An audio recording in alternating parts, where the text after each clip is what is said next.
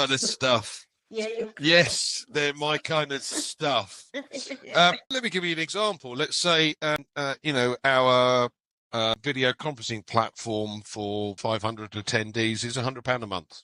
Don't know, this is just a guess, but if it is, and Marty mentioned 25%, $25, but that's every month. And if you've got 100 customers, that's 2,500 every month. Now, that's not rocket science. And you're not telling me that out of nearly 6 billion people that use the internet, you can't find 100 customers. But that 2,500 becomes life-changing for most people, because the average pension in the UK is half of that, less than half of that. That's ridiculous. But I wanted to also talk about shareholders and what it means to be a shareholder and be part of a company that has shareholding, because we don't. And there is a massive difference. Now, we've all heard of all of these giant companies, from Coca-Cola to Nestle to ExxonMobil. All of these companies have shareholders, and they are all beholden to those shareholders. So their main and only goal is to make a profit. Don't care how they do it, they want to make a profit. And some of these companies, bless them,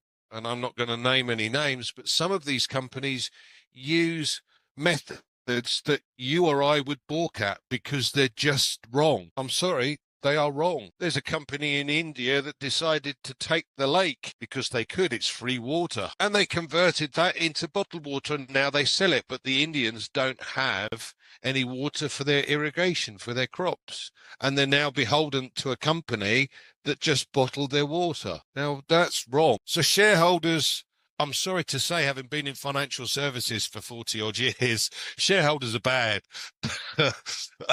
I don't like them because, as I said, the corporations are beholden to the shareholders. They are keen to make money. That's all they're interested in. We have a different outlook. We have a different theme, a different thought process.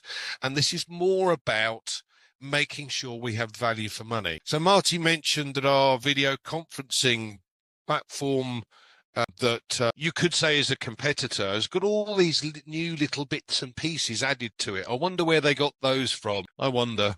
Anyway, the point being here that we have an opportunity that can be life-changing for an awful lot of people. You don't have to understand how things work, because I don't. I'm not technically minded. Yes, I'm pretty good with figures, but with numbers. But when it comes to the technical aspect of it, I haven't got a clue. So when you have a company that's going to do the bits and pieces for you that you can't do because you don't know how to, win-win as far as I'm concerned, a win-win situation. And like Marty, yes, I'd love to earn $1 million a year, but I don't think I could spend that. Well, I could spend that in a month, but that's not the point. The point is, I'm sure that once I'm comfortable with what I want, that there are going to be opportunities for me to help others. And if I think about this, to multiply this by the million early birds that we have already, and if each of us, for instance, donated, because we're making $2,500 a month, $100 a month, that's 100 million a month going to good causes. But charities take money off the top. We all know that. And most of them take between 30 and 50%, which is, in my book, what's the point in having a charity? And when you've got some CEO of a charity earning 300,000 for doing some figures, wrong. Sorry.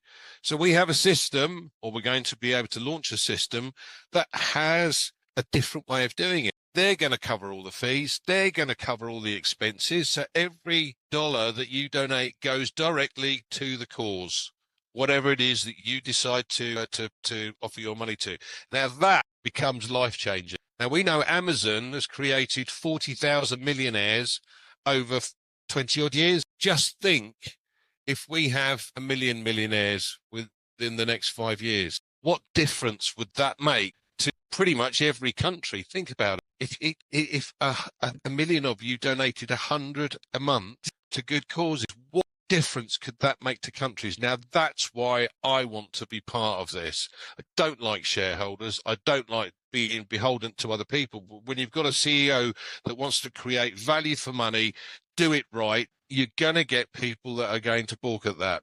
And a lot of these larger corporations don't like that. Shame, because it's still coming. He won't give a up. Back to you, Comfort. Thank you.